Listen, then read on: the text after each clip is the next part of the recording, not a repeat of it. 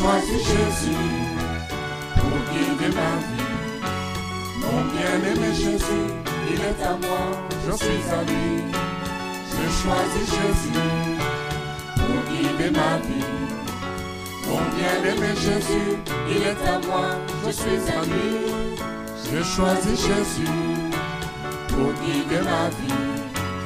Mon bien-aimé Jésus. À la gloire à Dieu, nous continuons notre série Béréen l'explorateur. Nous nous sommes arrêtés à 2 Rois chapitre 15. Donc il y avait eu un enchaînement des rois d'Israël, un enchaînement de coups d'État. Et on avait expliqué aussi que tout était lié au désordre de ne pas avoir la parole de Dieu. Donc il n'y avait plus la parole de Dieu, il n'y avait plus de prophètes. Et la vie en Israël, c'était devenu une vie sans foi ni loi. Et sans entraîner tout ce désordre au sommet de l'État. Et on est arrivé donc finalement au chapitre 16. Donc dans le chapitre précédent, il y a Yotam qui devient roi de Juda. Et nous prenons maintenant le chapitre 16 avec le roi Ahaz. La 17e année de Pécache, fils de Rémalia, Akaz, fils de Jotam, roi de Juda, régna. Akaz avait 20 ans lorsqu'il devint roi, et il régna 16 ans à Jérusalem. Il ne fit point ce qui est droit aux yeux de l'Éternel, son Dieu, comme avait fait David, son père. Il marcha dans la voie des rois d'Israël, et même il fit passer son fils par le feu, suivant les abominations des nations que l'Éternel avait chassées devant les enfants d'Israël. Il offrait des sacrifices et des parfums sur les hauts lieux, sur les collines et sous tout arbre vert. Alors Rétzin, roi de Syrie, et Pécache, fils de Rémalia, roi d'Israël, montèrent contre Jérusalem pour l'attaquer. Ils assiégèrent Akaz, mais ils ne purent le vaincre. Dans ce même temps, Rétzin, roi de Syrie, fit rentrer Élat au pouvoir des Syriens. Il expulsa d'Élat les Juifs, et les Syriens vinrent à Élat, où ils ont habité jusqu'à ce jour. Akaz envoya des messagers à Tiklag, Piléser, roi d'Assyrie, pour lui dire : « Je suis ton serviteur et ton fils. Monte et délivre-moi de la main du roi de Syrie et de la main du roi d'Israël, qui s'élève contre moi. » Et Akaz prit l'argent et l'or qui se trouvaient dans la maison de l'Éternel et dans les trésors de la maison du roi, et il l'envoya en présent au roi d'Assyrie. Le roi d'Assyrie l'écouta. Il monta contre Damas, la prit, emmena les habitants en captivité à Kir et fit mourir Rétzin. Le roi Akaz... Voilà, nous pouvons nous arrêter là un moment. Voilà, nous voyons le roi Akaz qui devient roi de Juda et qui fait des choses abominables jusqu'à offrir son fils en sacrifice. Donc péché très très grave, il offre carrément son fils en sacrifice. Et il est écrit au verset 4, en français courant, il offrit des sacrifices d'animaux et brûla des parfums dans les lieux sacrés sur les collines où il y avait des arbres verts. Donc c'était une pratique païenne de faire les choses sur les arbres verts. Et malgré ça, quand il est attaqué par Péka, roi d'Israël, et Rétzin, roi de Syrie, ils n'ont pas vaincu. Nous sommes là en face de quelque chose qui parfois rebute certains chrétiens, de voir que les mauvais s'en sortent. Mais ce sont des réalités qui nous dépassent, parce que nous ne connaissons pas exactement la vie du roi de Syrie, ni celle du roi d'Israël, Péka, et devant, quand il y a des mauvais qui s'affrontent, la fin de tout ça, ça regarde à Dieu seul. Donc nous, on ne peut pas nous décider que puisqu'un tel est mauvais, c'est lui qui doit perdre une bataille ou une guerre. C'est Dieu seul qui connaît toutes ces choses-là. Nous sommes témoins du comportement du roi de Juda, Akaz, un comportement grave pour un roi de Juda, surtout que le temple est à Jérusalem. Pourtant, quand Rétine et Péka viennent le combattre, ils ne triomphent pas de lui. Donc ça ne veut pas dire forcément que quand quelqu'un est mauvais ou est dans l'erreur, il perdra forcément une guerre ou bien son entreprise. Voilà. C'est Dieu qui gère toutes ces choses, ça nous dépasse. Parce qu'on aurait envie que le méchant paye tout de suite. Mais ce n'est pas toujours le cas. Et c'est quelque chose dont il faut s'habituer parce que on est en train de lire ça et ça reviendra comme ça. Des gens comme Hitler, pendant un temps, il a gagné. Donc même si il a mal fini, mais pendant un temps, il a gagné. Pendant un temps, le méchant peut gagner. Donc ce n'est pas mathématique que directement le méchant soit frappé. Donc c'est le cas ici. On s'attendrait à ce qu'il soit vaincu pendant cette guerre, puisqu'il est quand même...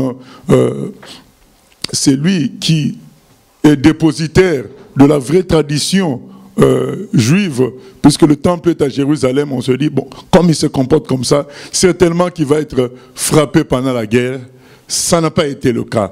Et c'est comme on peut voir certains gens qui se disent pasteurs mal se comporter, mal faire les choses, mais pourtant sembler prospérer quand même.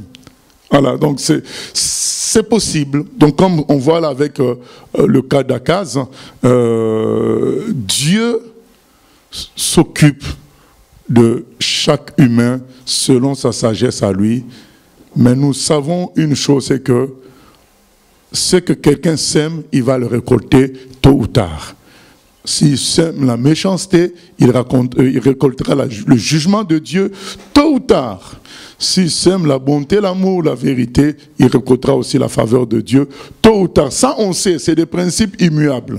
Mais cependant, au milieu, entre ce qui est dit et ce qui doit s'accomplir, il peut y avoir un temps où on pense que Dieu ne voit pas ou Dieu ne fait rien. Ce n'est pas ça. C'est juste que ça dépend de la sagesse de Dieu. Ça nous dépasse. Et nous, gardons à l'esprit que tôt ou tard, ce que Dieu a dit s'accomplira. Mais ne cherchons pas à gérer comment Dieu fait les choses avec les gens. Parce qu'on deviendrait fou. On ne comprendrait pas les choses. Comme là, un homme comme Akaz, il est sauvé. Il n'a pas été vaincu. Donc là, qu'est-ce qu'il fait? Il fait alliance, non seulement il fait des mauvaises choses dans son propre pays, mais il fait alliance avec Tiglath-Pileser, roi d'Assyrie, pour vaincre les rois de Syrie et d'Israël. Et qu'est-ce qu'il lui envoie? Il rassembla l'or et l'argent qui se trouvaient dans le temple du Seigneur et dans le trésor du palais royal. Et c'est une pratique qu'on a vue et qu'on va voir peut-être encore, que les rois d'Israël et de Juda avaient pris lorsqu'ils avaient des problèmes pour s'attirer les faveurs d'un roi plus puissant. Ils prenaient les choses sacrées lors du temple pour donner au roi païen. Et c'est un comportement que nous voyons aussi chez les chrétiens. Lorsqu'il faut négocier des choses, ils sont prêts à prendre le temps qu'ils accordent à Dieu. Ils sont prêts à prendre l'argent qu'ils accordent à Dieu. Ils sont prêts à prendre les choses qu'ils avaient prévues pour Dieu, pour donner aux humains afin d'avoir leur faveur. Là, on retrouve ça aussi là avec le roi Akaz qui prend les trésors du temple qui étaient sacrés et qui donne pour s'attirer les faveurs du roi d'Assyrie. Voilà, donc ne soyons pas rapides à prendre ce qui est de Dieu pour donner aux humains afin d'attirer leur faveur, afin de créer, de chercher une paix charnelle. Voilà, nous continuons, verset 10. Le roi Akaz se rendit à Damas, au devant de Tiglath-Pileser, roi d'Assyrie. Et ayant vu l'autel qui était à Damas, le roi Akaz envoya au sacrificateur Uri le modèle et la forme exacte de cet autel. Le sacrificateur Uri construisit un autel entièrement d'après le modèle envoyé de Damas par le roi Akaz. Et le sacrificateur Uri le fit avant que le roi Akaz fût de retour à Damas. À son arrivée de Damas, le roi vit l'autel, s'en approcha et y monta. Il fit brûler son holocauste et son offrande, versa ses libations et répandit sur l'autel le sang de ses sacrifices d'action de grâce. Il éloigna de la face de la maison l'autel d'airain qui était devant l'Éternel, afin qu'il ne fût pas entre le nouvel autel et la maison de l'Éternel. Et il le plaça à côté du nouvel autel, vers le nord. Et le roi Akaz donna cet ordre au sacrificateur Uri. Fais brûler sur le grand autel l'holocauste du matin et l'offrande du soir, l'holocauste du roi et son offrande, les holocaustes de tout le peuple du pays et leurs offrandes. Verse-y les libations et répandis tout le sang des holocaustes et tout le sang des sacrifices. Pour ce qui concerne l'autel d'airain, je m'en occuperai. Voilà. Le roi Akaz fait encore pire. Il construit un autel païen dans le temple de Dieu. Il fait pire. Et c'est des choix qu'on voit encore aujourd'hui où des chrétiens font le choix d'imiter le monde pour faire avancer l'œuvre de Dieu, entre guillemets, mais c'est pas normal. Donc là, il fait encore pire, il construit un autel à l'image d'un autel païen et il met l'autel de Dieu en stand-by, en pause, et on va maintenant faire les parfums sur l'autel païen. C'est malheureux et c'est ça qui fait que, bien aimé, aujourd'hui nous sommes dans un jour de tristesse, parce que c'est aujourd'hui qu'on va lire la fin du royaume d'Israël, mais le début de la fin aussi du royaume de Juda. Ce n'est pas encore la fin vraiment, mais on sent que ce qui arrive, on va arriver au royaume d'Israël, mais ça va arriver inévitablement aussi au royaume de Juda. Et c'est un jour de tristesse parce qu'on voit que tout un royaume s'éteigne. C'est quand même grand, ce n'est pas un humain, c'est tout un royaume qui s'éteint. C'est grand et ça fait mal, mais Dieu nous montre le comportement des humains. Les humains ont tendance à vouloir chercher la force chez d'autres humains au lieu de chercher auprès de Dieu. Et voilà. Question?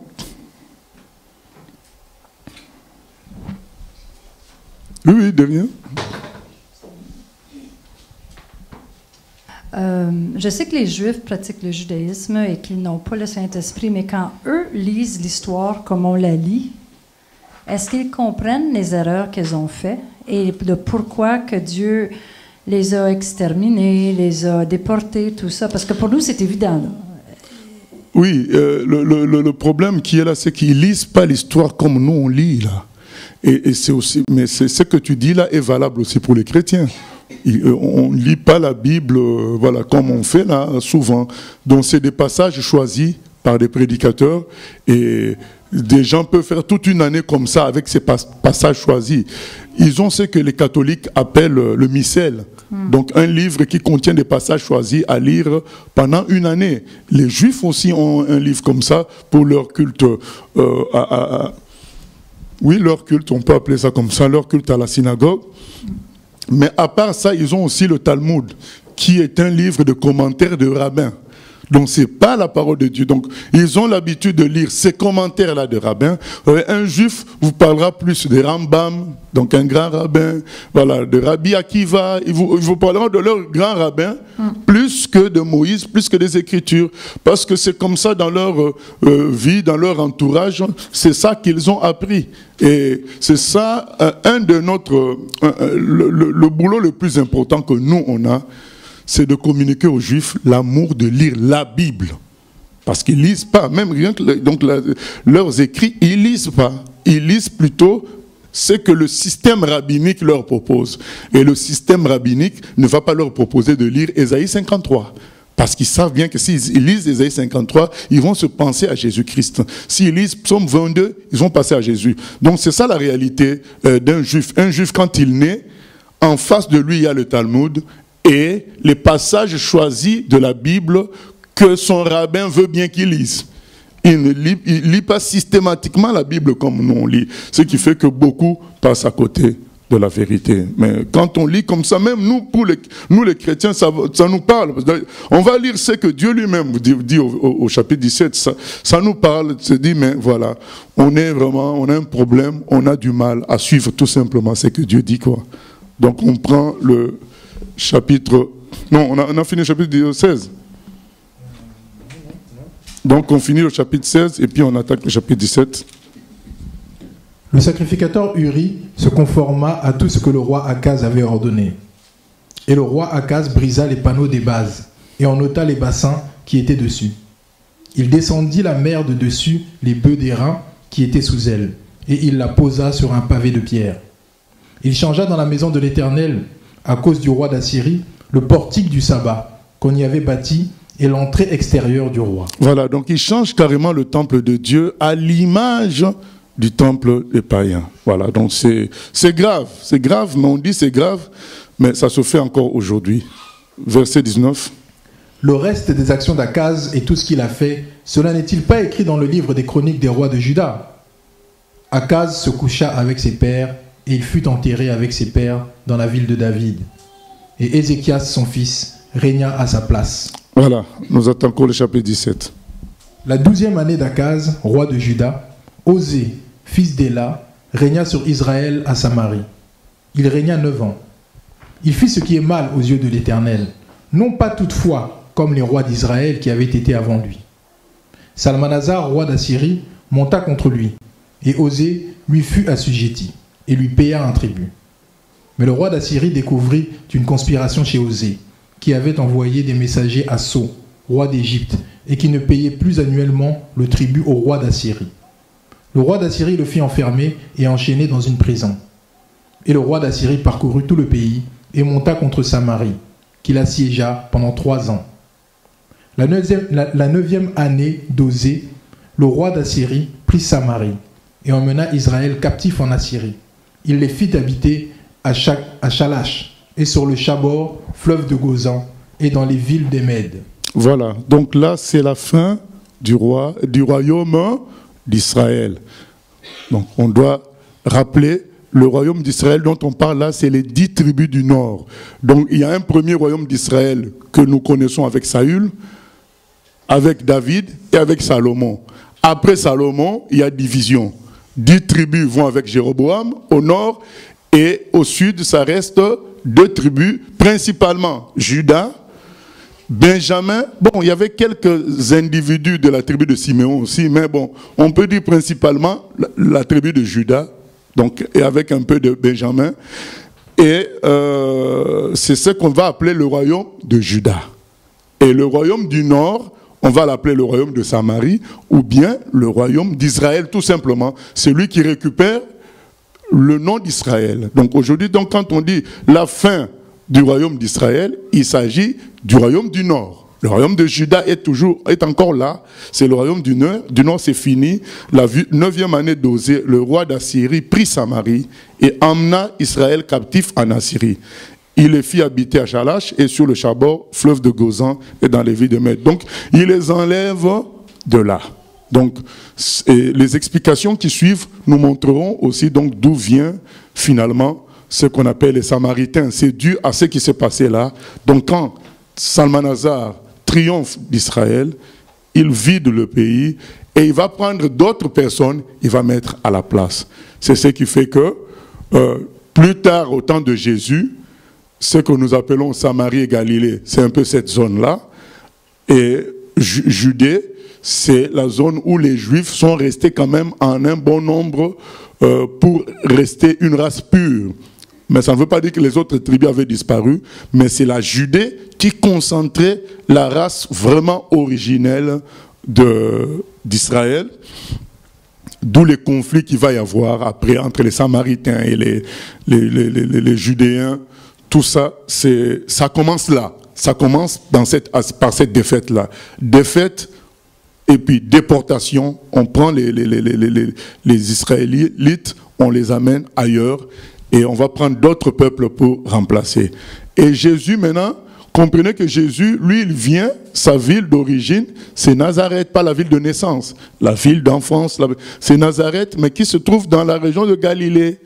Et du coup, Donc les gens ont eu du mal, certains ont eu du mal à accepter un prophète qui vienne de Galilée, dans ces régions mélangées. Donc tout commence là. Donc nous sommes dans le début du mélange qu'il va y avoir plus tard. Ça commence avec Salmanasar, Tiglath-Pileser. Maintenant, ce qu'on va lire va être triste. Nous allons lire ça. On continue, verset 7. Cela arriva parce que les enfants d'Israël péchèrent contre l'Éternel, leur Dieu, qui les avait fait monter du pays d'Égypte, de dessous la main de Pharaon, roi d'Égypte, et parce qu'ils craignirent d'autres dieux. Ils suivirent les coutumes des nations que l'Éternel avait chassées devant les enfants d'Israël, et celles que les rois d'Israël avaient établies. Les enfants d'Israël firent en secret contre l'Éternel, leur Dieu, des choses qui ne sont pas bien. Ils se bâtirent des hauts lieux dans toutes leurs villes, depuis les tours des gardes jusqu'aux villes fortes. Ils se dressèrent des statues et des idoles sur toute colline élevée et sous tout arbre vert. Et là, ils brûlèrent des parfums sur tous les hauts lieux, comme les nations que l'Éternel avait chassées devant eux. Et ils firent des choses mauvaises, par lesquelles ils irritèrent l'Éternel.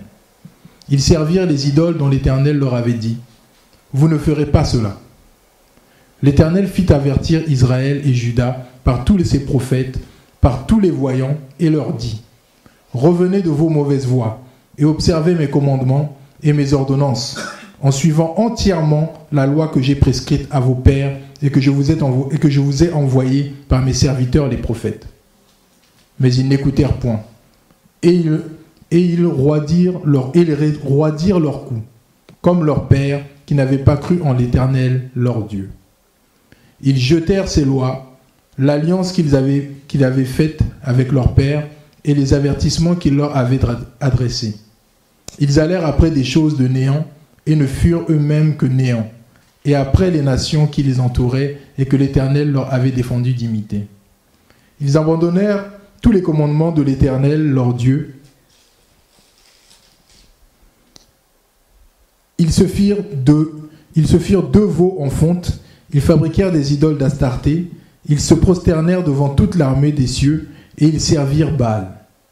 Ils firent passer par le feu leurs fils et leurs filles, ils se livrèrent à la division et aux enchantements, et ils se vendirent pour faire ce qui est mal aux yeux de l'Éternel, afin de l'irriter. Aussi l'Éternel s'est-il fortement irrité contre Israël, et les a-t-il éloignés de sa face. Il n'est resté que la seule tribu de Juda. Juda même n'avait pas gardé les commandements de l'Éternel, son Dieu, et ils avaient suivi les coutumes établies par Israël. L'Éternel a rejeté toute la race d'Israël. Il les a humiliés, il les a livrés entre les mains des pillards, et il a fini par les chasser loin de sa face. Car Israël s'était détaché de la maison de David, et ils avaient fait roi Jéroboam, fils de Nébat, qui les avait détournés de l'Éternel, et avait fait commettre à Israël un grand péché. Les enfants d'Israël s'étaient livrés à tous les péchés que Jéroboam avait commis. Ils ne s'en détournèrent point, jusqu'à ce que l'Éternel eût chassé Israël loin de sa face, comme il l'avait annoncé par tous ses serviteurs les prophètes. Et Israël a été emmené captif loin de son pays en Assyrie, où il est resté jusqu'à ce jour. Jusqu'à ce jour. Voilà les raisons de la déportation des enfants d'Israël. Au verset 16, ils abandonnèrent les commandements de l'Éternel, leur Dieu. Ils se firent deux veaux. Donc c'est ce que Jéroboam, le premier roi d'Israël, du nord, le royaume de Samarie, avait fait deux veaux en métal fondu. Ils fabriquèrent des idoles d'Astarté. Ils se prosternaient devant toute l'armée des cieux et ils servirent Baal. Voilà ce qui fait que, après avoir envoyé les prophètes, vous vous souvenez du prophète de 1 roi 13, parce que là, voyez bien que nous sommes dans 2 rois 17. Donc depuis 1 roi 13 jusqu'à 2 rois 17, Dieu est patient, il envoie les prophètes. Il envoie parfois des guerres pour réveiller son peuple. Il a envoyé le jeune prophète de 1 roi 13 qui a parlé à Jéroboam avec miracle. La main de Jéroboam était devenue sèche. Et ils ont vu la gloire de Dieu ce jour-là. Mais ils n'ont pas changé.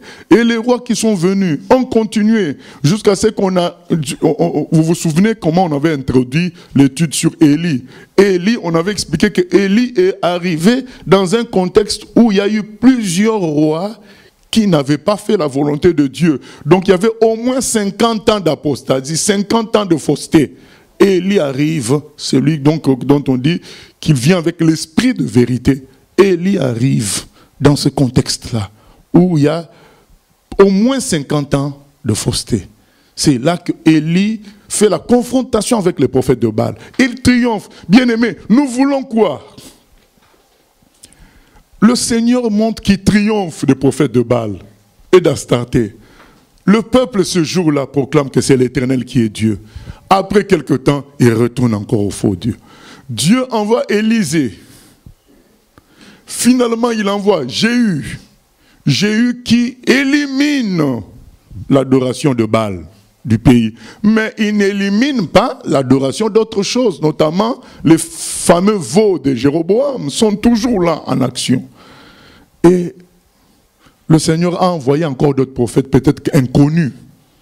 Mais l'homme, le peuple de Dieu, a toujours envie d'autre chose.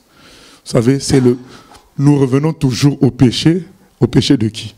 Du premier homme, d'Adam, qui avait envie d'autre chose.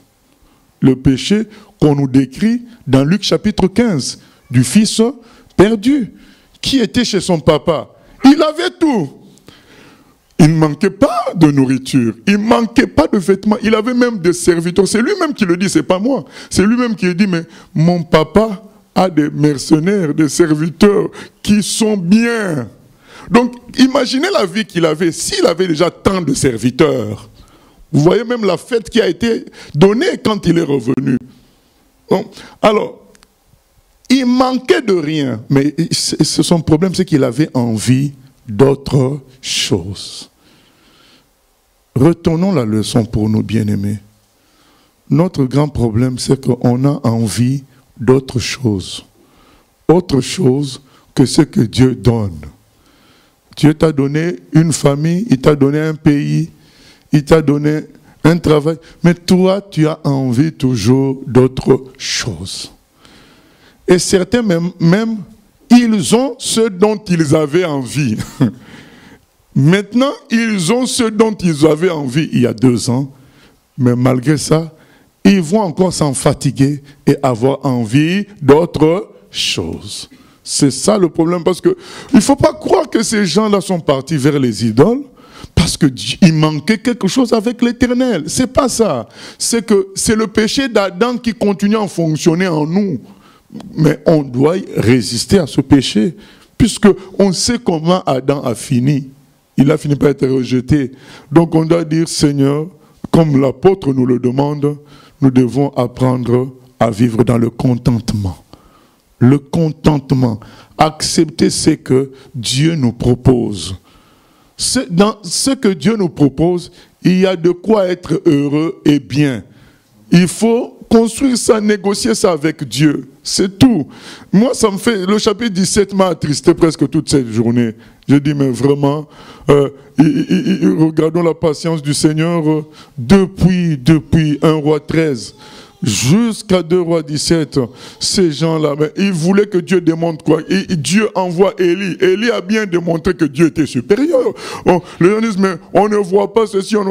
Mais Dieu l'a démontré avec Élie. Vous vous souvenez des miracles d'Élisée? On l'a appelé, voilà, le prophète des miracles. Qu'est-ce qu'il n'a pas fait pour montrer que l'Éternel était le plus grand Dieu? Élisée a fait toutes sortes de miracles. Mais le peuple revenait toujours. Un autre problème, c'est quoi? C'est que nous voulons toujours de l'autre côté, parce que l'autre côté paraît beaucoup plus festif que nous. Voilà. L'adoration des autres faux dieux, des faux dieux, ça paraît toujours beaucoup plus spectaculaire.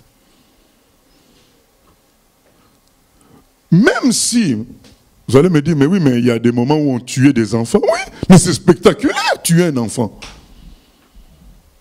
Regardez, dès que quelqu'un fait un accident sur l'autoroute, comment ça crée l'embouteillage? Parce que ça ne crée pas l'embouteillage parfois parce qu'il n'y a plus de place pour passer. Parfois, ça crée l'embouteillage de l'autre côté de l'autoroute parce qu'on veut voir. Là, même le spectacle et l'adoration des faux dieux est spectaculaire. On fait des cérémonies, il y a des tenues, il y a, voilà. Mais quand on veut suivre le véritable Dieu, c'est en esprit et en vérité. C'est dans le calme que sera votre force. Et ça, et c'est pas moi qui le dis, Ésaïe 35, hein. C'est dans le repos et la... Non, c'est... Oui, c'est dans le repos et la tranquillité que sera votre salut. C'est dans le calme et la confiance que sera votre force. Mais ça ne s'arrête pas là. La suite, c'est quoi? Mais vous ne l'avez pas voulu. Mais c'est vraiment ça. C'est-à-dire qu'on a du mal à accepter que ça soit calme. Il faut que ça s'agite, qu'il y ait du nombre, du mouvement. Vous savez, comme dans le catholicisme, des processions où on prend une statue, il y a 2 personnes bien habillées avec des soutanes qui tiennent une statue et les autres qui suivent là, comme des moutons derrière. On aime ce genre de trucs. Chemin de la croix. Donc, on va marcher étape par étape. Voilà. L'homme veut quelque chose, voilà, qui bouge, qui montre des choses, voilà. Mais quand il s'agit sans voir Dieu, c'est pourquoi il les avait amenés dans le désert, sans le voir, prier, on ne veut pas. Il faut faire un veau. Et ils ont osé même dire ce jour-là, hein, dans le désert, Israël, voici ton Dieu, en pointant sur le veau. Israël, voici ton Dieu qui t'a sorti d'Égypte. Oh! Et Dieu répète, vous savez, cette phrase-là qu'on voit là, au début, au chapitre 17, la phrase, au verset 7, « Cela arriva parce que les enfants d'Israël péchèrent contre l'Éternel, leur Dieu, qui les avait fait monter du pays d'Égypte, de dessous la main de Pharaon, roi d'Égypte, et parce qu'ils craignirent d'autres dieux. » Donc, Dieu fait toujours référence à la sortie d'Égypte. Il dit, mais qu'est-ce qui peut dépasser la sortie d'Égypte? Que ça soit votre référence. Et aujourd'hui, nous chrétiens bien-aimés, notre référence c'est quoi? La mort et la résurrection de Christ. Qu'est-ce qui peut dépasser ça, bien-aimé? Même si quelqu'un se moque de toi, ah ben toi tu parles pas en langue. Dis-lui, je crois que Jésus est mort et ressuscité pour moi. Et ce qu'il a prévu pour moi s'accomplira par sa résurrection. Ah oui, voilà de quelle manière tu dois obtenir ta délivrance. Je crois que Jésus est mort et ressuscité pour moi. Ma délivrance est acquise. Et Dieu me la donnera. Je la lui demande. Je ne suis pas obligé de m'inscrire sous ton programme. Bien aimé, il y a toutes sortes de programmes pour des délivrances, des séminaires, des délivrances, de façon de faire. On te dit, c'est le premier jour tu dois faire ceci, le deuxième jour, bien aimé. La femme qui souffrait de perte de sang a fait ses histoires de premier, deuxième jour. Elle a touché le vêtement du Seigneur. Lazare qui était mort, il a fait premier, deuxième jour. Non. C'est le Seigneur qui l'a ressuscité. Tout ça, c'est parce que nous ne sommes pas contents de la communion avec le Dieu invisible qui s'est manifesté par son Fils. Comme les enfants d'Israël n'étaient pas contents de prier un Dieu invisible. Il fallait voir, il est écrit au verset 7 qu'on a lu, et parce qu'ils craignirent d'autres dieux. Les autres dieux avaient une apparence qui frappe les yeux. Et non seulement ils avaient une apparence qui frappe les yeux, ils avaient des gens qui les adoraient avec une certaine exagération, avec des démonstrations qui frappaient les yeux. Et ces peuples-là aimaient ça. Ils aimaient voir les rois des autres peuples avec tout leur apparat. Les défilés, ils aimaient ça. Ils ne voulaient pas le roi invisible. Bien-aimé, c'est ça le problème. Et aujourd'hui, Dieu nous parle encore, bien-aimé. Quand nous parlons ainsi, nous ne voulons pas dire que notre Dieu n'agit pas. Au contraire, il a démontré avec Élie et Élisée. Nous disons tout simplement, comme Dieu lui-même l'a fait avec Élisée, il n'était pas dans la tempête, il n'était pas dans le feu, dans le tremblement de terre, mais il était dans un souffle doux et léger. Voilà. Nous voulons marcher comment? Par la foi. Et la foi suppose l'invisible, pas un moyen sur lequel tu peux t'accrocher. C'est ça la foi, c'est la démonstration des choses qu'on ne voit pas. Mais nous, on veut adorer en voyant. Mais Dieu dit, mais non, ce n'est plus la foi c'est la démonstration des choses qu'on ne voit pas. Oui, question? Oui, il y a de quoi du coup s'interroger parce que on voit que le Seigneur purifie à chaque fois le peuple au travers des différents rois qui ont régné pour qu'il n'y ait plus ce genre de pratiques occultes et superstitieuses. Donc comment expliquer que le peuple aussi se laisse entraîner par ça, parce qu'il y a toujours aussi des résistants, des gens qui ne sont pas d'accord. On voit aussi à notre époque, voilà, quand les gens sont démasqués, les faux serviteurs, les faux pasteurs, les gens ne suivent plus. Après, il y a des divisions qui se créent. Alors pourquoi là, le peuple d'Israël à chaque fois retombe dans les mêmes pratiques alors que Dieu purifie d'un règne à l'autre, quoi? Il y a des non, il purifie en fonction de l'écoute. C'était pas, là, on a lu par exemple une série de rois, au chapitre 15, des rois d'Israël mauvais. Et même quand Élie arrive, c'était après une série de rois d'Israël, il n'y avait pas de purification, les gens n'écoutaient pas. Non, mais des rois qui meurent, par exemple à partir du règne de David, on voit qu'il y a eu plusieurs rois qui ont quand même pris pour leur grade, qui ont fait des pratiques anti-Dieu. Du coup, Dieu n'a pas fait grâce. Enfin, donc pourquoi ça perdure l'occultisme là? Mais parce que les gens oublient. Donc même quand il y a une sanction, même quand, avec Élie, il y avait une sanction des prophètes de Baal, ils avaient été éliminés après qu'Élie ait fait la démonstration par le feu. Mais les gens oublient, ils oublient ce que Dieu a fait et ils suivent ce qui est en face d'eux. Donc tout ce qui est passé, au moment où ça s'était passé, ça les avait effrayés. Ils ont vu la punition de Dieu, ils ont vu la sanction de Dieu, ils ont vu les miracles de Dieu. Mais dès que c'est passé, c'est passé. Au fait, ils veulent vivre constamment pareil. Donc il y a les miracles chaque jour, les punitions chaque jour. Mais Dieu ne veut pas ça. Dieu veut qu'on marche par la foi. Voilà. Donc il n'enverra pas tout le temps, chaque jour des punitions. Comme on a dit, on a vu le roi Akaz qui, voilà, se comporte mal mais qui n'est pas tout de suite puni. Donc Dieu ne fera pas toujours comme ça, sinon on se comporterait bien pour éviter d'être puni. Alors que lui, il veut que notre cœur change, qu'on se comporte bien parce qu'on comprend que c'est ce à quoi nous sommes appelés, non pas par crainte de la punition, pas par crainte de l'enfer, mais parce que c'est la nature de notre Dieu. Nous sommes créés à son image, nous sommes à lui, donc nous devons être comme lui. Et là, non, à chaque fois, les gens reviennent parce qu'il n'y a pas le souvenir de ce que Dieu a fait. Dieu, vous allez voir, dans tout ce qu'on va lire, il va toujours leur dire: vous oubliez que c'est moi qui vous ai sorti d'Égypte. D'où l'importance des Écritures, parce que les Écritures nous rappellent le passé.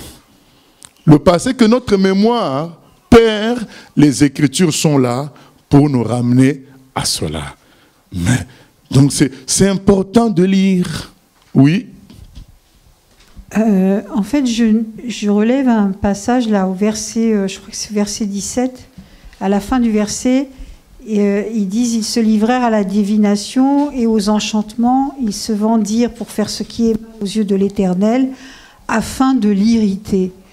Donc là, ça montre que c'est volontairement qu'ils veulent irriter Dieu. C'est même pas qu'ils ont de la convoitise pour les choses, parce que là, c'est indiqué afin de l'irriter, donc afin d'irriter Dieu, en fait.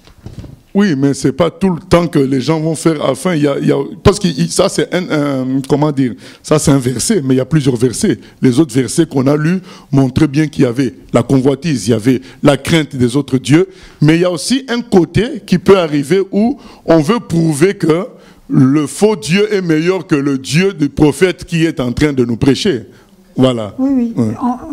Je n'en disconviens pas. Effectivement, ils ont de la convoitise. Mais là, en fait, moi, ça me choque le fait que ce soit marqué afin de l'irriter. Donc, c'est fort. C'est carrément défier Dieu volontairement, quoi. Oui, mais comme ça se passe aujourd'hui, beaucoup défient Dieu, parfois aussi involontairement, parce qu'ils pensent défier un homme. En fait, tu viens, tu leur prêches la vérité. Et au fait, il résiste à la vérité en se disant qu'il résiste à toi.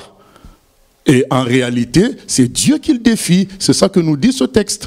Et donc, quand aujourd'hui on dit aux gens, non, non, non, non, nous ne devons pas servir maman, nous ne devons pas faire ceci. Alors, eux, qu'est-ce qu'ils vont faire? Ils vont aller chercher beaucoup d'argent, acheter des maisons, faire des exploits avec l'argent pour vous dire, oh, votre méthode ne marche pas, vous n'avez rien. Nous, on a utilisé les méthodes du monde, les méthodes que vous contestez, mais voilà, nous sommes prospères. Donc, ils pensent combattre un humain, mais en réalité combattre Dieu. Ils veulent irriter Dieu. Et c'est comme ça aujourd'hui. Donc ce que nous lisons, c'est quelque chose que nous voyons même aujourd'hui, où les gens n'acceptent pas de revenir une fois pour toutes à Dieu. On a quitté le catholicisme, où il y avait l'idolâtrie de l'homme, l'idolâtrie du prêtre, avec ses appareils, avec ses habits, avec ses tenues, l'idolâtrie des statues. Nous venons dans, entre guillemets, la vérité ou l'évangélisme, mais nous tombons encore dans l'idolâtrie des pasteurs, l'idolâtrie de l'argent, l'idolâtrie du nombre.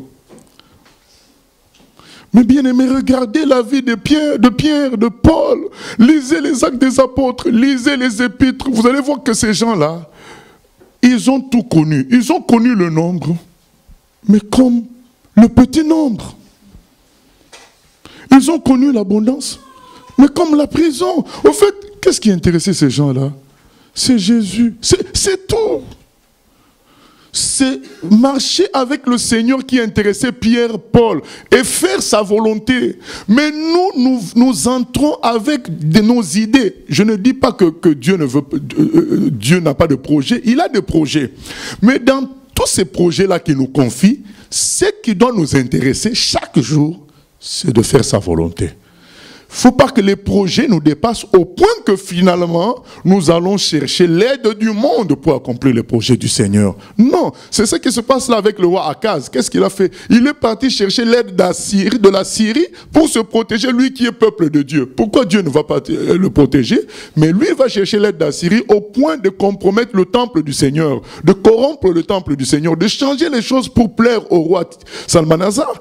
C'est ce que nous vivons aujourd'hui, c'est-à-dire que les gens veulent, pour avancer dans les choses de Dieu, attirer du nombre, faire des choses, ben, ils appliquent les méthodes du monde.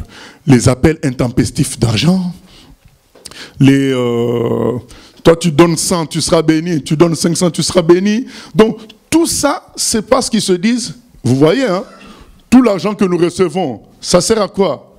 Ça sert à louer une plage horaire satellitaire. Et la parole est prêchée en Iran par le satellite, prêchée en Arabie Saoudite, et les gens se convertissent. Écoutez ce témoignage. Voilà. Le chrétien qui suit ça, il dit, oh, donc malgré leur façon erronée de demander l'argent, il y a des Saoudiens qui se convertissent, des Iraniens qui se convertissent. Donc, c'est pas si mauvais que ça. Au fait, on commence à reconnaître la vérité par le résultat. C'est faux. C'est le piège dans lequel il ne faut pas entrer. La vérité ne se reconnaît pas au résultat. La vérité se reconnaît par rapport à ce que Dieu lui-même a dit. C'est par rapport à ce que Dieu lui a dit. Le monsieur Akaz, il pouvait se dire, mais je suis dans la volonté de Dieu puisque les deux rois étrangers n'ont pas pu me vaincre. Non, il n'était pas dans la volonté de Dieu. Il avait même sacrifié son fils, tué son fils. Non, c'est le piège d'aujourd'hui. On reconnaît, on dit, ben oui, mais de toute façon, notre salle grandit, il y a des gens... voilà, je vois dernièrement, il y a un pasteur qui a fait un scandale, mais aujourd'hui, il rentre, malgré le scandale, malgré des vidéos de lui impudiques sur Internet, la salle est remplie. Je me dis, mais Seigneur, où sommes-nous? Est-ce que c'est des animaux ou des humains qui suivent? Malgré tout ce qui a été montré sur Internet, quand il rentre dans l'église, la salle est remplie. Pourquoi? Parce que les gens se disent, il n'aurait pas un si grand bâtiment si Dieu n'était pas avec lui. Donc la vérité par le résultat. C'est ça le piège. C'est ça le piège. Voilà. Il faut qu'on en parle sérieusement. Bien aimé, le chemin est encore long pour chacun d'entre nous. Attention, la vérité, ce n'est pas par le résultat. Les Paul ont connu la prison. Et quand il était en prison, les gens de l'extérieur, les faux prédicateurs, ou bien les prédicateurs charnels, se moquaient de lui en disant, mais lui, le prédicateur de vérité, il est en prison. Comment on reconnaît la main de Dieu? Nous, on est en train là de prêcher, de sauver les gens. Ici, lui, il est en prison. Bien-aimé, la vérité, ce n'est pas au résultat. C'est par rapport à la parole de Dieu. Si tu es dans la parole de Dieu, même si tu sembles, toi, ne pas produire beaucoup de résultats, continue ton chemin. Fais comme ton frère Joseph, qui a fini par devenir le premier ministre de Pharaon. Dieu justifiera ce qui est de lui, bien-aimé. Aujourd'hui, c'est qui que nous lisons? Nous ne lisons pas les prédicateurs qui étaient libres à l'époque où Paul était en prison. C'est Paul que nous lisons. Dieu finira par justifier ce qui est de lui. C'est ce que l'État d'Israël nous parle. Vous savez qu'un royaume soit dissous, ça fait mal. Un royaume, c'est des clans, c'est des villages, c'est des villes, c'est des territoires, mais tout ça est dissous. Dieu a été patient des siècles, mais sa patience a des limites. Il a fini par trouver que c'était mieux que ce peuple-là ne soit plus là. Voilà, c'est tout. Puisqu'ils avaient un comportement qui les excluait de la terre eux-mêmes. Nous continuons, verset 24.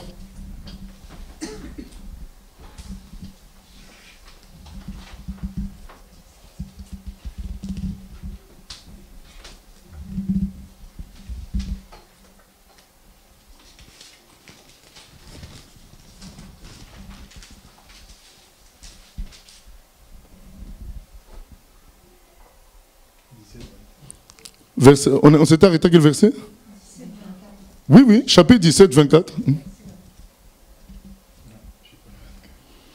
Chapitre 17, 24. Le roi d'Assyrie fit venir des gens de Babylone, de Cuta, d'Ava, de Hamath et de Sepharvaïm, et les établit dans les villes de Samarie, à la place des enfants d'Israël.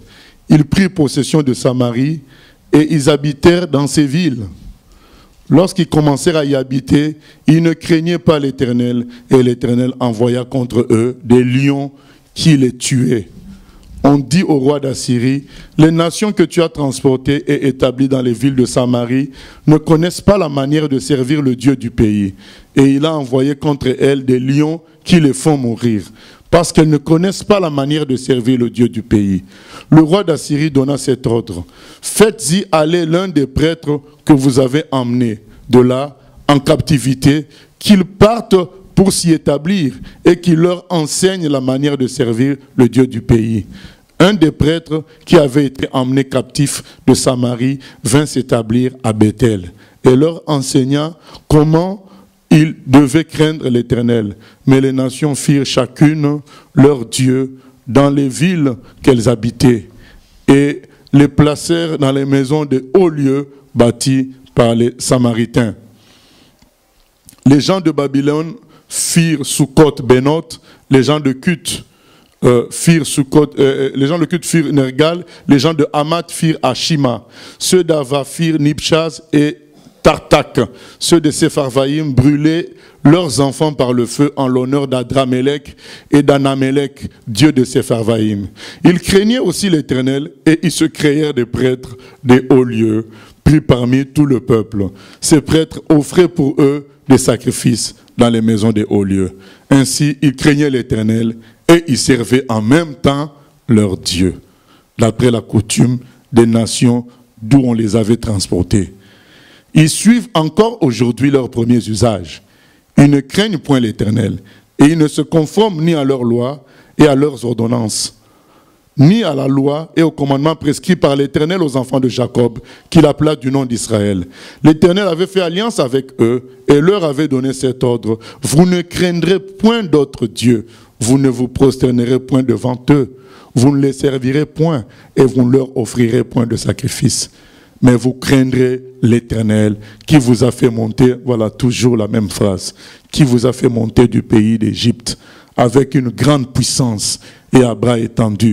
C'est lui que vous devez adorer et c'est à lui que vous offrirez des sacrifices.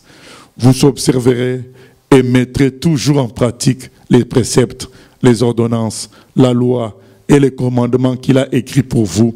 Et vous ne craindrez point d'autres dieux. vous n'oublierez pas l'alliance que j'ai faite avec vous, et vous ne craindrez point d'autre Dieu. Mais vous craindrez l'Éternel votre Dieu, et il vous délivrera de la main de tous vos ennemis. Et ils n'ont point obéi. Ils ont suivi leurs premiers usages. Ces nations craignaient l'Éternel et servaient leur image. Et leurs enfants et les enfants de leurs enfants font jusqu'à ce jour ce que leurs pères ont fait.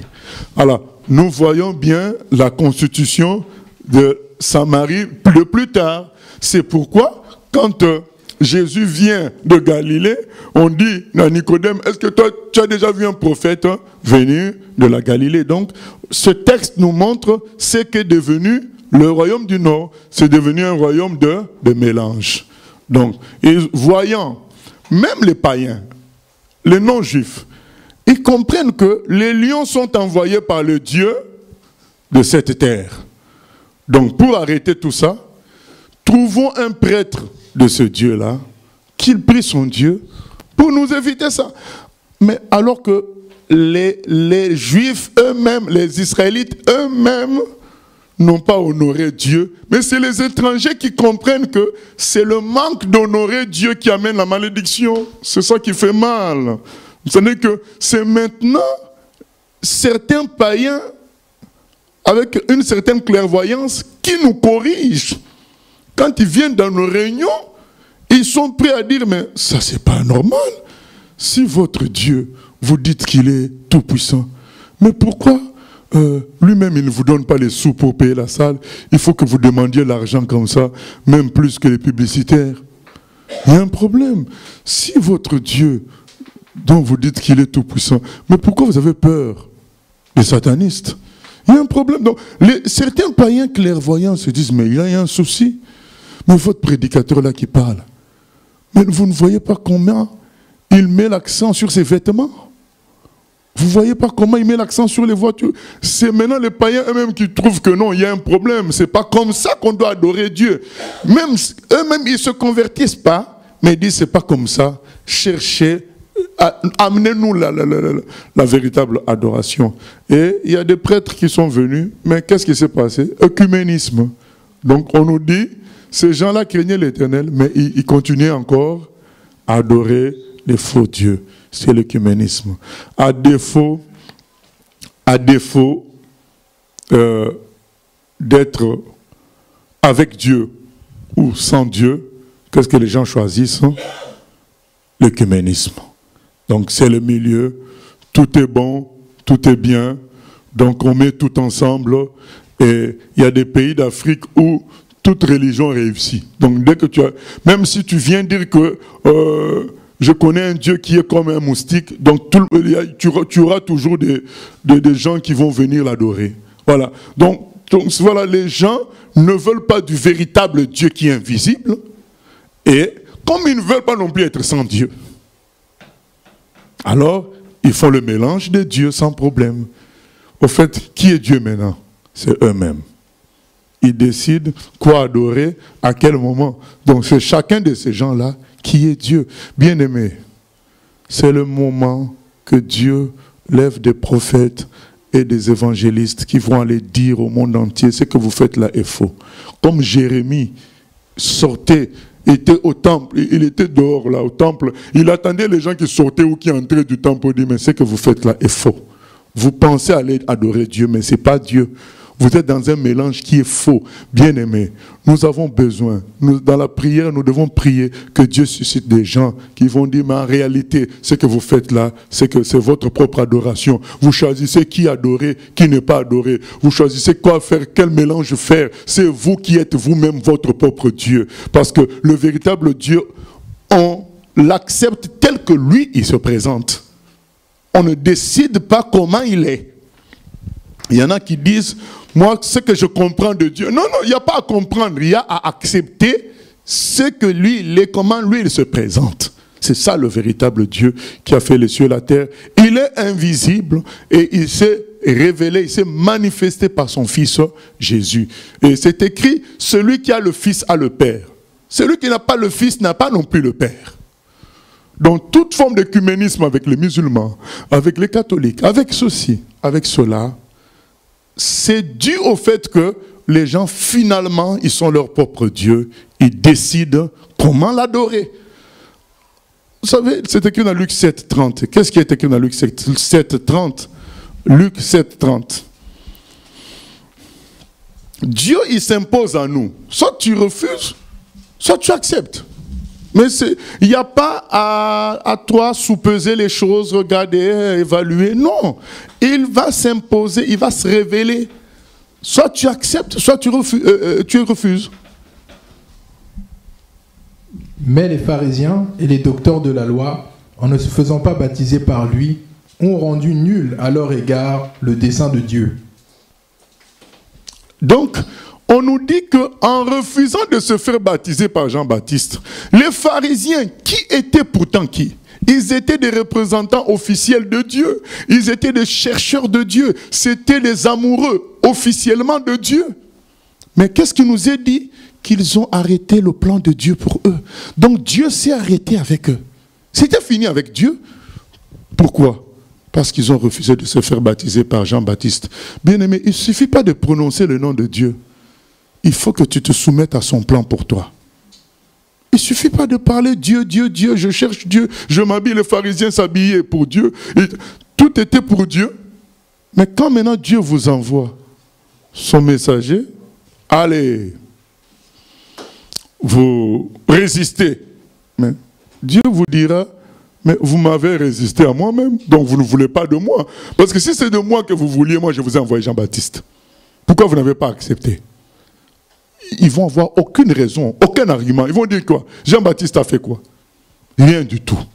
Mais pourquoi vous n'avez pas accepté? À cause de votre orgueil. Vous n'avez pas voulu qu'un jeune vous baptise. Vous n'avez pas voulu que quelqu'un qui n'est pas de votre groupe soit votre chef. C'est tout. C'est ça le problème. Donc, vous n'avez pas voulu que moi je sois votre chef. Parce que, tel que je me révèle à vous, mais ce n'est pas l'image de ce que vous pensez de moi.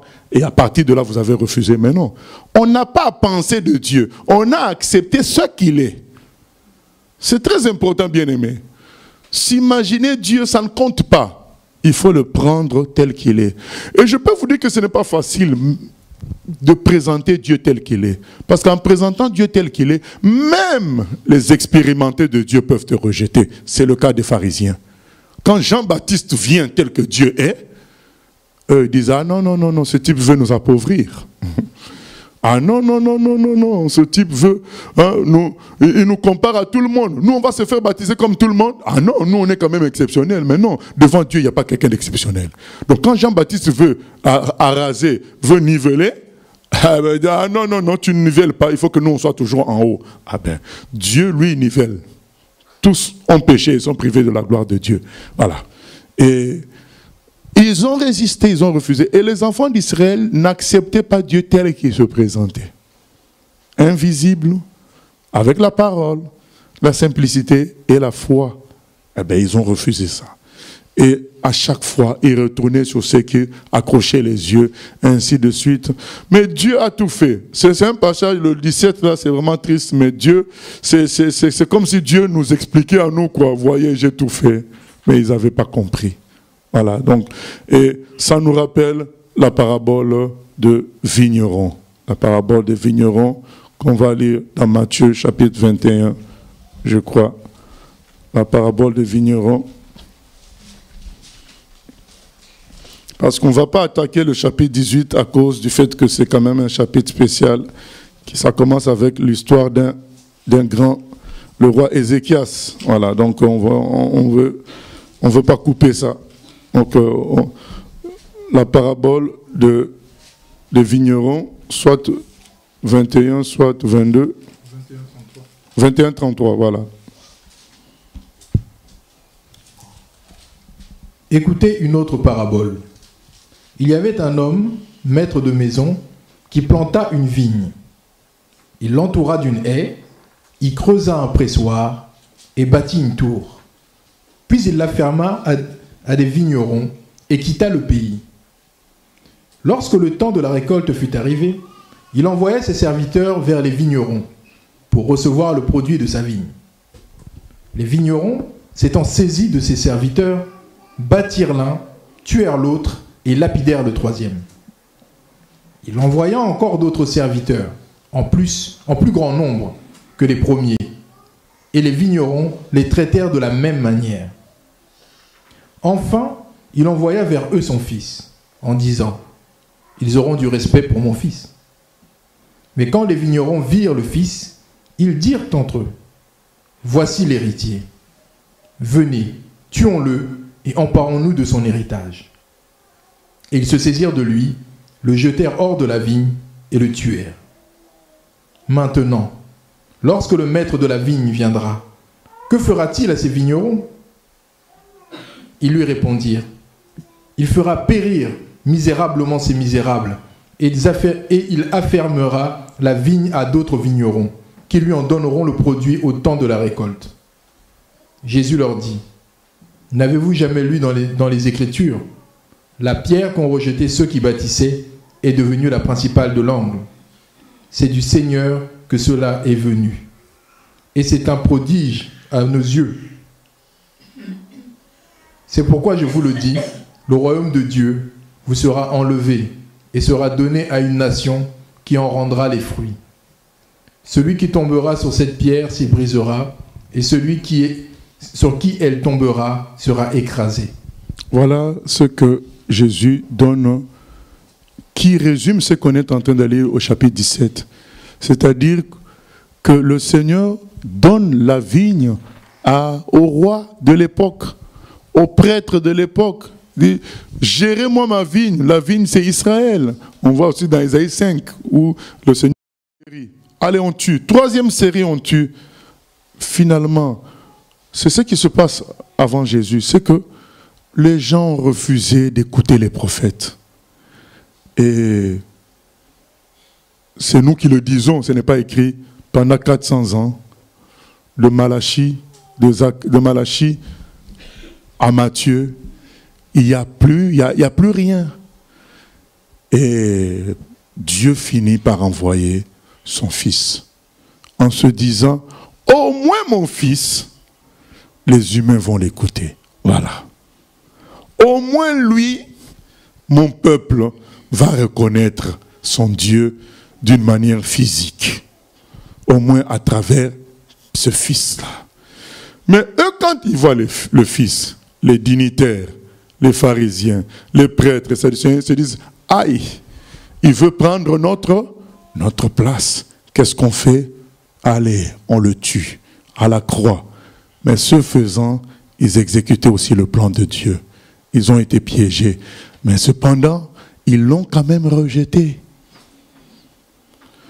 Bien-aimés, vous vous rendez compte que quand Jésus arrive, ça c'est une parenthèse, quand Jésus arrive, il y a encore les 12 tribus, hein, parce que la femme, la Anne, qui prophétise sur Jésus, on dit qu'elle était de la tribu d'Azer. Quand vous lisez Actes des Apôtres, au chapitre 26, l'apôtre Paul, quand il se défend, il dit, les 12 tribus qui servent notre Dieu jour et nuit. Les 12 tribus du temps de Jésus, du temps de Paul, sont encore perceptibles. Mais quand ils ont tué le Fils, aujourd'hui, il n'y a plus... On peut reconnaître certaines catégories de la tribu de Juda. Les gens qui ont le nom de Cohen, à la fin, on sait que c'est des Kohanim, des prêtres. Donc, mais un juif ne sait plus de quelle tribu il est. Prenez un juif, il ne sait pas de quelle tribu il est. Parce que ce qu'on vit là au chapitre 17, c'était la conséquence de rejeter les prophètes, dissolution du royaume. Mais les tribus étaient toujours là. Mais on arrive au fait de rejeter le Fils. Dieu en personne qui vient en homme. Ben là, même les tribus ont été dispersées. De sorte qu'aujourd'hui, le juif que vous allez rencontrer en chemin ne sait pas de quelle tribu il est. C'est pour dire, attention, vous avez rejeté les prophètes, rejetez tout le monde, mais ne rejetez pas le Fils. Ne rejetez pas le Fils. Ce processus-là existe jusqu'aujourd'hui. Dès qu'on dit la vérité aux gens, c'est le rejet. Mais jusqu'au jour, d'une manière ou d'une autre, Jésus lui-même va se présenter à ces personnes-là. Et là, c'est fini, quoi. C'est fini.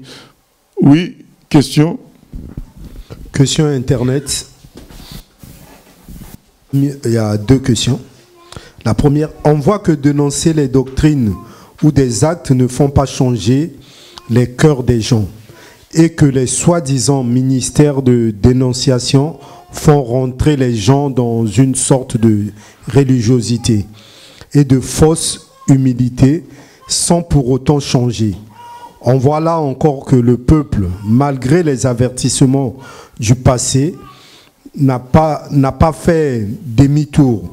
Est-ce que finalement la transmission de qui est Dieu a réellement été faite, non pas dans le sens commandement, mais dans le sens de rechercher réellement à connaître Dieu?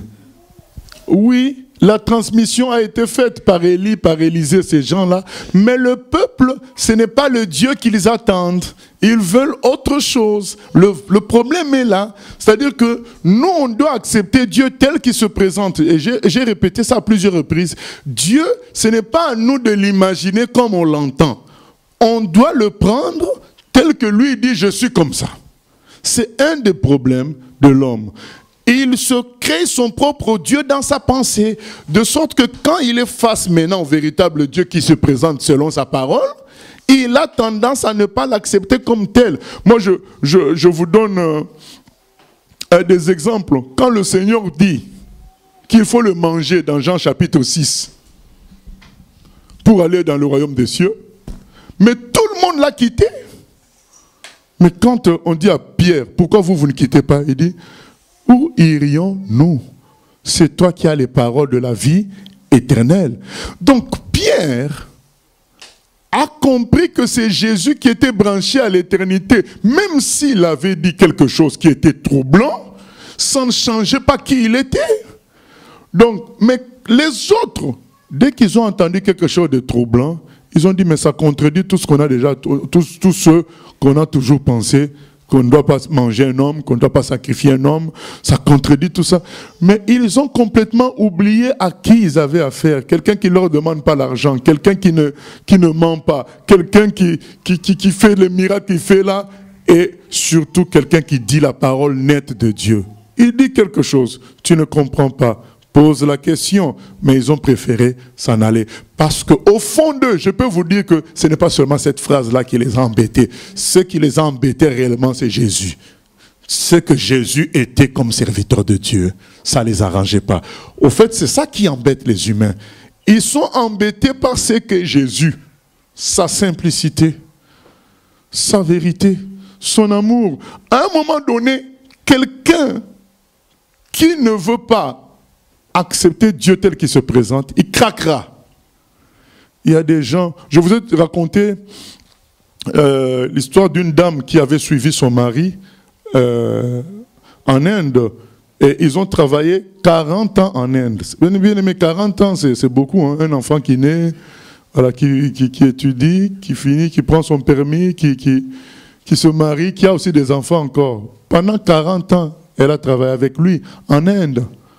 Et elle a amené même des gens au Seigneur.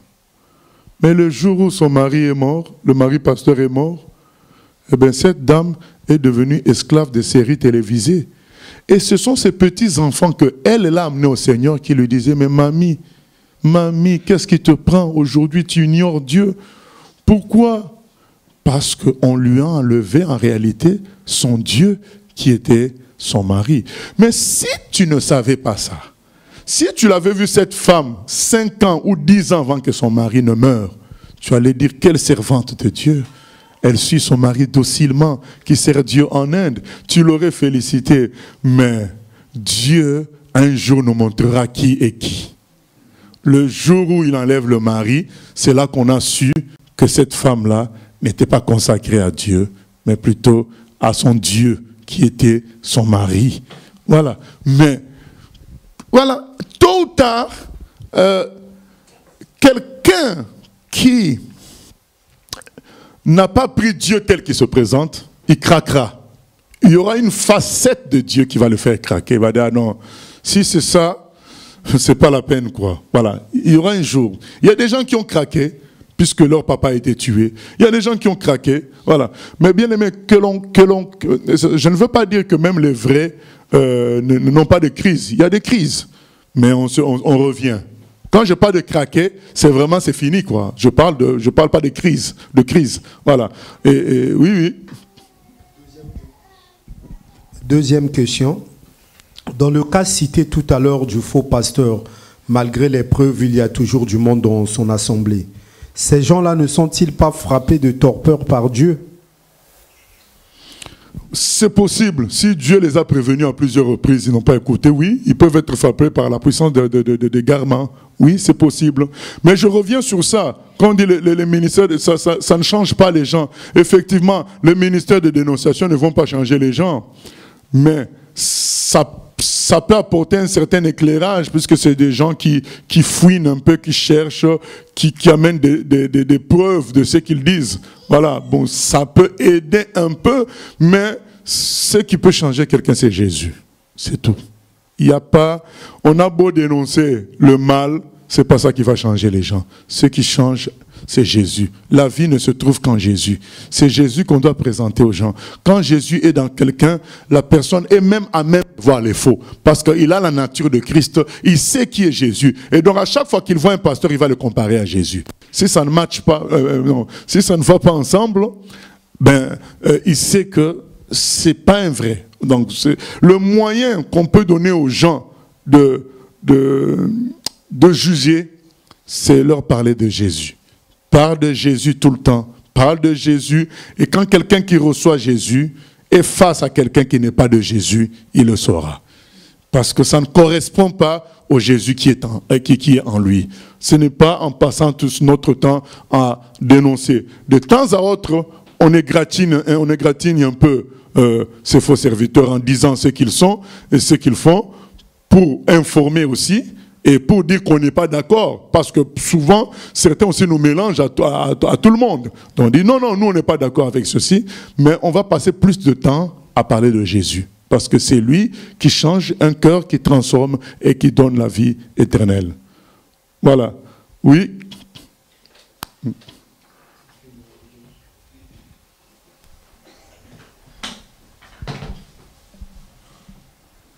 Oui, tout à l'heure, à la première question que j'avais posée, tu disais que c'est parce que les gens oublient oublient. Du coup, comment on peut oublier, puisque on voit charnellement, on n'oublie pas qui nous a fait du bien, on n'oublie pas nos parents qui nous ont élevés, qui ont donné, Donc comment en fait le chrétien oublie Dieu, ce qu'il a fait pour lui, ce qu'il a... Oui, on n'oublie pas nos parents parce qu'on les voit, on les voit, on est prié, voilà. Et ils oublient parce que Dieu est invisible. Et le moyen de ne pas oublier, c'est revenir à la parole. Que ton lien avec Dieu soit la parole de Dieu. Si c'est pas ça ton lien, tu finiras parce qu'un miracle va t'épater aujourd'hui. Mais 6 mois après, quand tu as faim, tu ne penses plus à ton miracle, c'est déjà passé. Voilà. Donc, mais quand tu as faim et que tu peux toujours retourner à la parole, tu recevras la vie.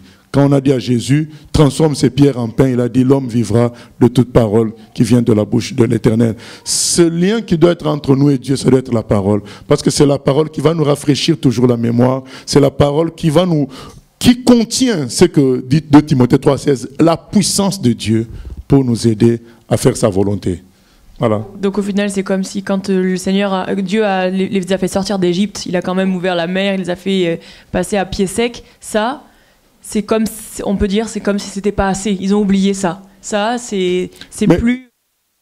Il fallait refaire d'autres choses comme ça. Voilà, il fallait que chaque jour Dieu fasse parce que quand un exploit, quand Élie a fait le miracle du feu, ils ont bien dit que l'Éternel était Dieu.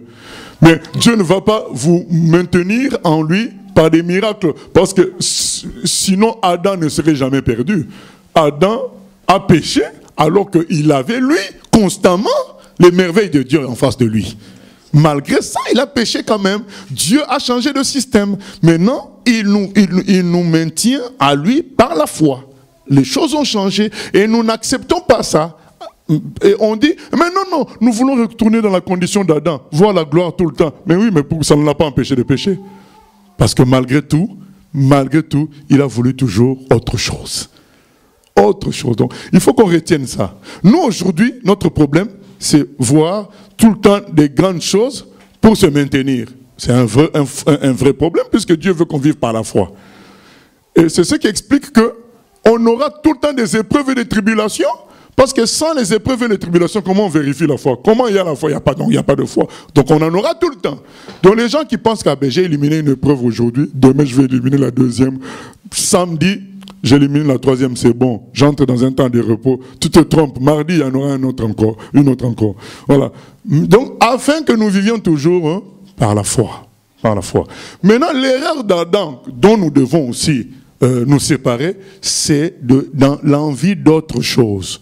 C'est-à-dire que Dieu te donne, au lieu de te contenter, mais tu as envie de vivre autre chose. Comme si ce que Dieu donne n'était pas suffisant. Ça, c'est un autre problème qui nous amène dans l'égarement. Voilà. Bien-aimés, nous allons prier que le Seigneur nous aide à nous contenter de sa parole. Nous aide à nous contenter de sa parole. Je pense que les gens qui n'ont pas vécu l'Égypte, ils ne voulaient pas juste qu'on leur parle du souvenir. Ils voulaient que peut-être qu'on les replonge à nouveau en Égypte et les sortir, mais non. Il faut qu'on se contente du souvenir qui a été consigné dans la parole, mais qui a la force du ciel. Bien aimé, quand on dit la parole, ce n'est pas la parole à l'image des livres d'histoire du monde. La parole de Dieu a une différence, même si ça raconte des choses du passé. Dans ces histoires-là, dans cette lecture-là, il y a la puissance de Dieu qui donne la vie. C'est très important de comprendre les choses ainsi. Et c'est le lien qui doit nous unir à Dieu. C'est sa parole. Ce n'est pas les bonnes choses de tous les jours, mais c'est sa parole. Et qu'on s'en contente, qu'on se soumette à sa parole, qu'on accepte Dieu tel qu'il se présente à nous. Le parent qu'il t'a donné, accepte ton parent. L'enfant que Dieu t'a donné, accepte ton enfant. Voilà. Tel que Dieu se présente à toi, accepte et par sa parole, par la prière, tire le meilleur qu'il y a dedans. Parce que Dieu ne donne que de bonnes choses. Prions le Seigneur. Éternel grand Dieu, nous te demandons pardon à cause des enfants d'Israël. Seigneur, quand on lit le chapitre 17, on est triste, Seigneur. Nous te demandons pardon aussi pour les enfants de notre époque que nous sommes, qui n'aimons pas tel que toi tu te présentes, mais nous voulons toujours autre chose, Seigneur, toujours autre chose. Nous te demandons pardon de ne pas nous contenter, Seigneur, de comment tu te présentes à nous et de ce que tu nous présentes. Seigneur, nous prions, Seigneur, qu'à partir d'aujourd'hui, notre lien avec toi soit ta parole, que nous cherchions dans ta parole la solution à tout, que nous cherchions dans ta parole la vie, la gloire, la puissance, que nous cherchions dans ta parole ce dont nous avons besoin pour être fidèles à toi jusqu'au bout, Seigneur, et que nous attendions à toi, Seigneur, pour accomplir ce que toi tu as promis, Seigneur, ce que toi tu as promis. Aide-nous, Seigneur, oh Seigneur, à être fidèles, Seigneur. Alléluia. Prends-moi, Seigneur, dans mon état. Dieu de Jacob soutient ma foi. Oui, prends-moi, prends-moi, prends-moi, Seigneur, dans mon état. Dieu de Jacob soutient ma foi. Oui, prends-moi, prends-moi, prends-moi, Seigneur, dans mon état. Dieu de Jacob soutient ma foi. Oh, prends-moi, prends-moi, prends-moi, Seigneur, dans mon état. Dieu de Jacob soutient ma foi. Oh Dieu, aide-moi à t'atteindre, que Dieu est grand comme Dieu, à toujours été. Amen. Ta parole subsiste à jamais. Oh Dieu, aide-moi à t'atteindre, aide-moi à t'atteindre. Grand comme Dieu, à toujours, ô éternel. Amen. Ta parole subsiste à jamais. À toujours, tu es éternel, Seigneur des armées. Les faux dieux, ils montent, ils passent. Les immeubles, les pays, les empires passent. Les stars, les grands sportifs, ils passent, Seigneur. Mais toi, Dieu, tu es toujours éternel et tu soutiens toutes choses par ta parole puissante. Aide-nous, Seigneur, à nous reposer sur ta parole, dans notre relation avec toi et dans notre construction de tes projets. Seigneur, que nous nous reposions sur l'action de ton esprit, car il est écrit, ce n'est ni par la force ni la puissance, mais c'est par mon esprit. Que nous soyons attentifs, que nous nous laissions conduire par ton esprit en utilisant ta parole. Merci Seigneur pour ces études bibliques. À toi la gloire, la louange au siècle des siècles. Amen. Amen.